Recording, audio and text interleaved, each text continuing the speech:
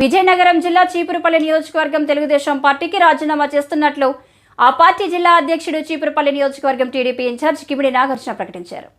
చీపురుపల్లి నియోజకవర్గ టికెట్ని ఆశించిన Nagarjuna ticket దక్కపోవడంతో media సమావేశం ఏర్పాటు చేసి రాజీనామా చేస్తున్నట్టు తెలిపారు. పార్టీలో కష్టపడిన వారికి గుర్తింపు లేదని తన ఆవేదన వ్యక్తం చేశారు. కష్టపడినప్పటికీ క్షవరం చేశారని మండిపడ్డారు.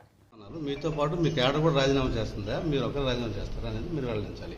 చూడండి, క్యాడర్ రాజీనామా చేస్తున్నారా లేదా అనేది అదంతా కూడా కాదు. ఇప్పుడే సీట్స్ అనేవి ఇంకా రావడం అనేది జరిగింది.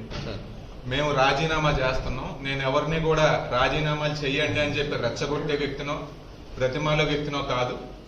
నేనైతే ఇంకా క్షవరం అయిపోయింది. నాకు రాజకీయాల దగ్గర నుంచి చూశాను. కష్టపడితే ఏదో ప్రతిఫలం ఉంటుందని చెప్పి అనుకున్నాము. గెలిపోవటముల మాట పక్కన పెడితే అందరికీ స్ఫూర్తిగా పోరాటం చేశామంటే ఏదో మంచి జరుగుద్ది అనేది అనుకున్నాము. మరి మాకు క్షవరం అయింది. మాకు క్షవరం చేసి మరీ చూపించారు. కాబట్టి నేను ఎప్పుడూ ఒకటేనండి, నేను నా డెసిషన్ ఏదైనా కానివ్వండి, నా మనసుకి ఏది తడితే నేను అది చేస్తాను.